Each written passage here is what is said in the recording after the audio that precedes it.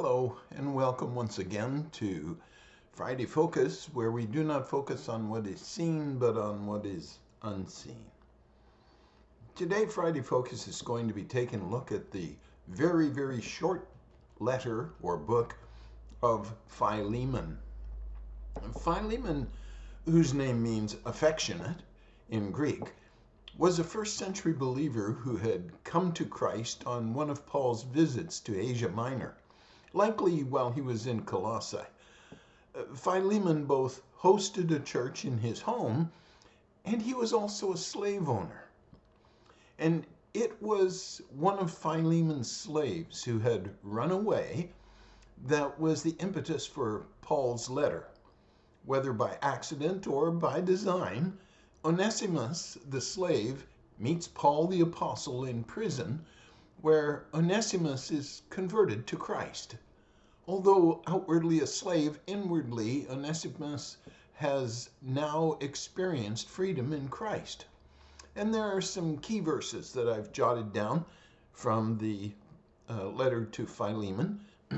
The first one is found in verse 6, and it says, "And I am praying that you will put into action the generosity that comes from your faith, as you understand and experience all the good things we have in Christ."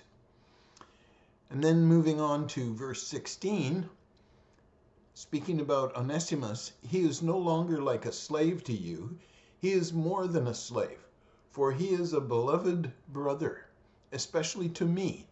Now he will mean much more to you, both as a man and as a brother in the Lord." And then verse 18, "If he has wronged you in any way or owes you anything, charge it to me." So Paul wrote a very personal letter to Philemon, his friend and a co-worker in Colossae, as he hosted the church in his house. And he wrote concerning Onesimus, who was the runaway slave. So who wrote Philemon? Well, the first word of this personal letter identifies the author as Paul. When was Philemon written? As near as we can figure, the letter to Philemon was written in approximately 60 AD. Where did Philemon take place? Well, in the course of everyday events, Paul, a Roman prisoner, came in contact with the runaway slave from Colossae. To put it into a modern context, Onesimus ran from Turkey to Rome and came into contact with a Christian prisoner who just happened to know the slave's owner personally.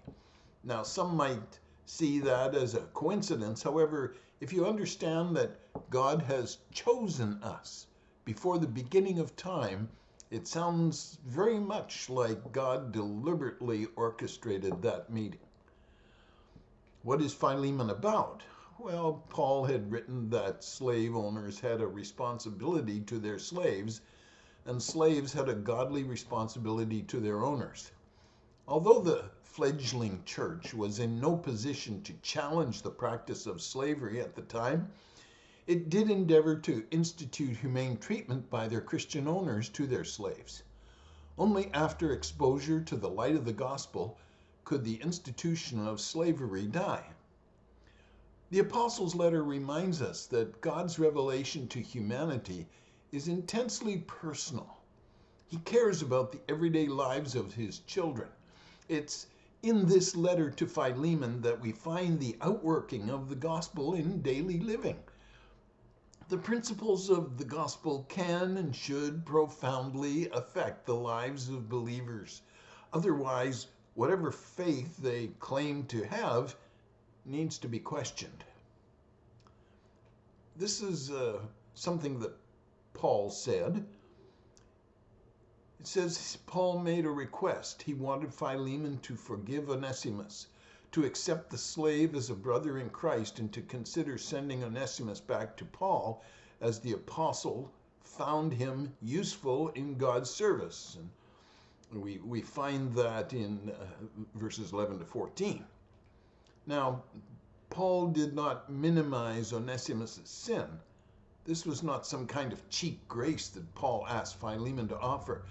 No, there was sacrifice required in this request. And because of that, Paul approached the topic with gentleness and care. His letter to Philemon presents in full color the beautiful and majestic transition from slavery to kinship that comes as a result of Christian love and forgiveness. That is written by Chuck Swindoll. Why was Philemon written? Well, just 25 verses. It's the shortest of all Paul's writings. The overriding subject matter deals with the slavery issue and the rules that govern it.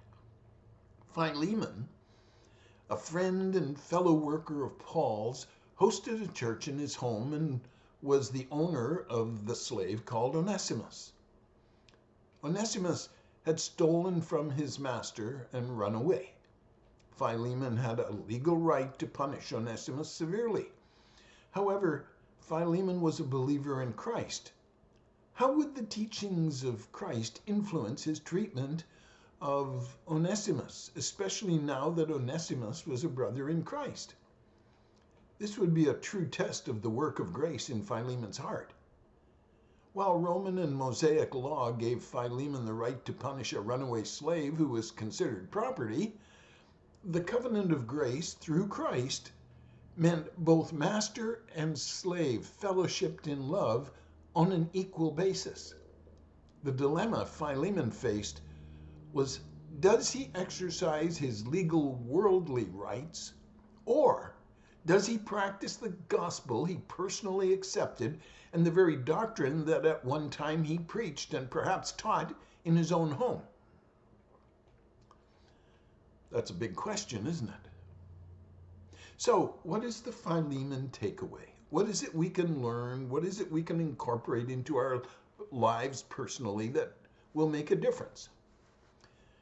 A modern day application of the letter to Philemon might be that employers, political leaders, corporate executives, and parents would follow the spirit of Paul's teaching by the way they treat employees, co-workers, family members, and those of the household of faith. Following Christ's teachings means we're accountable for the way in which we treat people. Those with whom we rub shoulders are not to be considered expendable stepping stones to achieve personal goals or ambition. Perhaps it may have been a difficult thing for Philemon to forgive Onesimus for his thievery and desertion. Life deals up some difficult tests to our faith, doesn't it? Maybe there is someone in your life that you have had difficulty forgiving. Live long enough and you will understand that at times it's not easy. Yet our acceptance of Christ mandates that we mimic him in every aspect of our life, including forgiveness. Remember his words from the cross, "Father, forgive them." You see, forgiveness serves as a determining factor in who we say we are and how we hope to live our lives. It's telling that a CBN News report goes on to say that unforgiveness is classified in medical books as a disease and is responsible for several illnesses. Interestingly, they cite that 61% of all cancer patients have forgiveness issues. Folks, it's time to forgive, really. This is Dr. Vic Hollyfriend. God bless you. Have a tremendous day. If you have any comments or questions, you can address them to me at vicsfridayfocus@gmail.com. Have a great week.